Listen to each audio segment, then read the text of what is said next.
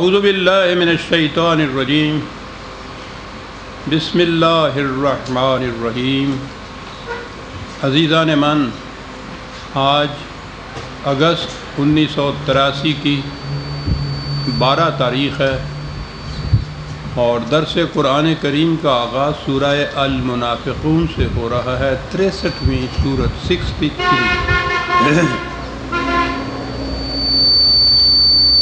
اس سورت کی پہلی آیت ہی ایک عظیم حقیقت کی نقاب کشائی کرتی ہے۔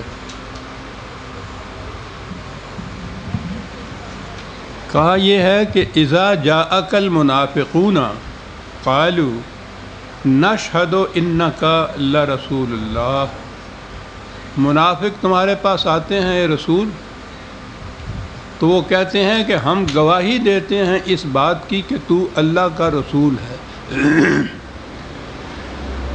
تو بالکل سچی بات وہ کہتے ہیں۔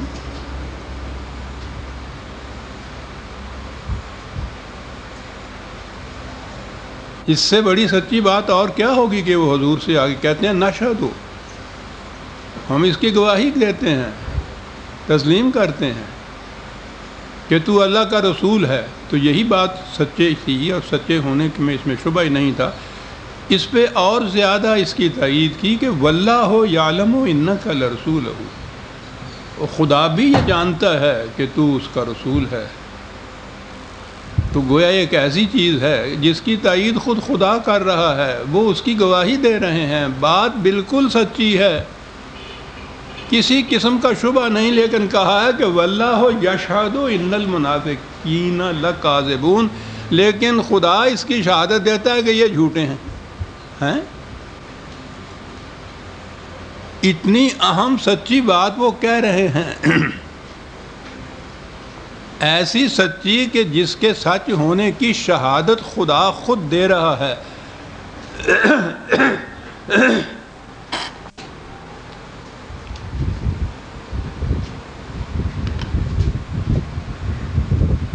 اور اس کی شہادت دیتا ہے کہ یہ جھوٹے ہیں۔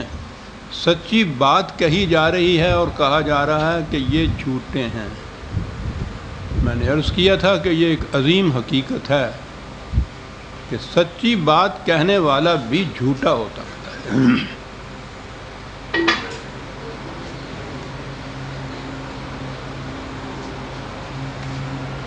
شاید آپ کو یاد ہوگا، درس میں یہ باتیں کبھی کبھی آ جاتی ہیں۔ ہمارے دور میں حال ہی میں ایک بہت بڑا فلاسفر مغرب میں گزرا ہے، وائٹ ہیڈ۔ فلاسفی تو اس کی بڑی اونچی ہے۔ اس کی خصوصیت یہ ہے کہ وہ جسے انگریزی میں کہتے ہیں ڈیفائن کرتا ہے چیزوں کو، تعریف کرتا ہے۔ جسے تعریف ہمارے ہاں یہ ایک اصطلاحی لفظ ہے، اس کے معنی یہ پریز کے نہیں ہوتے، بلکہ ڈیفائن کرنا جسے کہتے ہیں کہ وہ متعین کر دینا ہے ایک چیز کو، وہ اس کی بڑی خصوصیت ہے۔ اور اس کا تو بلکہ دعویٰ یہ تھا کہ اگر کسی پرابلم کو ڈیفائن کر دیا جائے تو آدھا مسئلہ اسی میں حل ہو جاتا ہے۔ بڑی صحیح بات وہ کہتا ہے۔ آپ کے ہاں یہ مسائل حل اس لیے نہیں ہو رہا ہے کہ کوئی ڈیفائن نہیں کرتا۔ نظریہ پاکستان ہے جس کے اوپر پاکستان کی بنیاد رکھی گئی، 25 سال سے کسی نے، 35 سال سے کسی نے ڈیفائن نہیں کیا کہ یہ نظریہ ہے کیا۔ اسلامی نظام، اسلامی شریعت، اسلامی قانون، کسی نے ڈیفائن نہیں کیا کہ اسلامی ہوتا کیا ہے۔ یہ سارے الجھاؤ پیچیدگیاں، بحثیں، نزاعات ساری اس لیے ہیں کہ ڈیفائن نہیں کیا گیا۔ بہرحال یہ اس کے فلسفہ کی خصوصیت ہے کہ وہ کرتا یہ ہے، اس نے ٹروتھ، سچائی کی ڈیفینیشن یہ دی ہے، کنفارمیشن آف اپیئرنس ٹو ریئلٹی۔ جو حقیقت میں چیز ہے، جو کچھ ظاہر کی جا رہی ہے، اور اگر ان دونوں میں ہم آہنگی ہے تو اسے سچ کہیں گے۔ اس ڈیفینیشن پہ بہت تعریف ہوئی تھی کہ مسئلہ حل کر دیا۔ کسی نے یہ نہیں بتایا اسے کہ یہ بات آج جو آپ نے کہی ہے یہ 1400 سال پیشتر عرب کی سرزمین میں پیدا ہونے والے ایک امی کی زبان سے کہی گئی تھی کہ منافق کہہ رہے ہیں کہ تو اللہ کا رسول ہے، خدا شہادت دیتا ہے کہ تو واقعی رسول ہے، لیکن وہ کہہ رہا ہے کہ یہ جھوٹے ہیں۔ کیوں جھوٹے ہیں؟ یقولون بافواہہم ما لیس فی قلوبہم، یہ کہتے وہ بات ہیں جو دل سے نہیں مانتے۔ تو گویا دل میں جو بات ان کے ہے وہ اور ان کی زبان، ریالٹی اینڈ اپیئرنس، ان کے درمیان ہم آہنگی نہیں ہے، اس لیے یہ جھوٹے ہیں۔ بات سچی ہے، یہ جھوٹے ہیں کیونکہ قلب اور زبان میں ہم آہنگی نہیں ہے۔ ہو سکتا ہے کہ ایک شخص کہ علم میں ایک بات ایسی آئی ہو جو صحیح نہیں ہے، غلط ہے، لیکن وہ بلیو کرتا ہو دل سے کہ واقعی ایسے ہے، اور اسی طرح سے وہ کہہ رہا ہو۔ بات وہ غلط ہوگی، یہ جھوٹا نہیں ہوگا۔ آپ کہہ سکتے ہیں کہ اس کو آپ یہ بھی نہیں کہہ سکتے کہ یہ غلط بیانی سے کام لے رہا ہے۔ دل اور زبان ہم آہنگ ہے، بات جھوٹی ہے، یہ سچا ہے۔ اس کے برعکس ان کا دل اور زبان ہم آہنگ نہیں ہے، بات سچی ہے، یہ جھوٹے ہیں۔ ٹروتھ کی یا جھوٹ کی ڈیفینیشن اس انداز سے 1300 سال 1400 سال پہلے اس دور کا کوئی انسانی فکر یہ بات کہہ نہیں سکتا تھا۔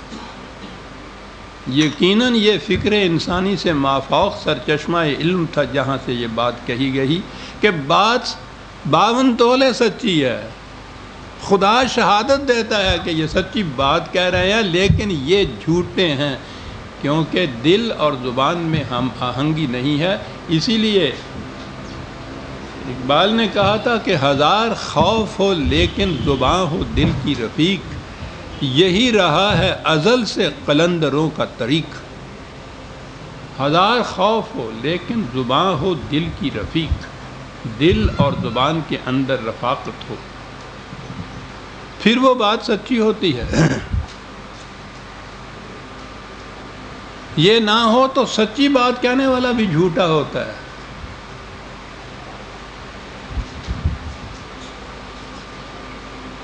یہ چیز جو ہے وہ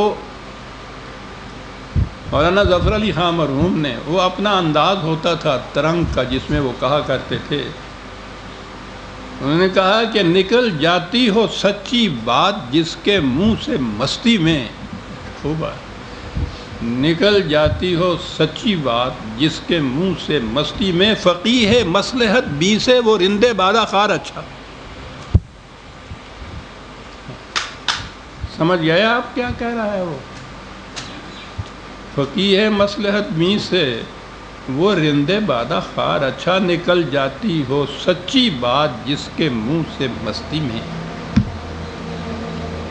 آپ کے دور میں اس وقت جس قدر بھی جرائم عام ہو رہے ہیں، برائیاں عام ہو رہی ہیں، معاشرہ سارے کا سارا بگڑا ہوا ہے، اس کی بنیادی وجہ یہ ہے کہ دل اور زبان ہم آہنگ نہیں ہے۔ آہستہ آہستہ تجربے نے جب یہ بتا دیا کہ یہ ہم آہنگی نہیں ہے تو اعتماد ہی اٹھ گیا آپ کا، نہ دیر میں نہ حرم میں خودی کی بیداری، نہ سیاست میں نہ مذہب میں نہ معاشرے میں نہ معاشرت میں یا معاشی میں، کسی مقام کے اوپر بھی آپ کا اعتماد ہی نہیں کسی دوسرے کے اوپر کہ یہ ٹھیک کہتا ہے، یہ سچ کہتا ہے۔ اسی کو قرآن نے منافقت کہا۔ آپ موقع پرستی کہہ لیجئے، مفاد طلبی کہہ لیجئے، کچھ بھی کہیے، یہ ایک چیز ہے جو آپ کے معاشرے کے اندر عام ہو گئی ہے کہ جو کچھ بظاہر نظر آتا ہے فی الحقیقت وہ نہیں ہوتا۔ سارا معاشرہ ہمارا آج منافقت میں مبنی ہو گیا ہے، اور قرآن کہتا ہے کہ خواہ یہ بات سچی بھی کہیں لیکن یہ جھوٹے ہوتے ہیں۔ جو سامنے آتا ہے، جو کہا جاتا ہے کہ یہ ہے، وہ در حقیقت نہیں ہوتا۔ قرآن نے کہا ہے کہ ایسے میں معاشرے میں محیطم بالکافرین، سارا معاشرہ اس کی لپیٹ میں آ جاتا ہے پھر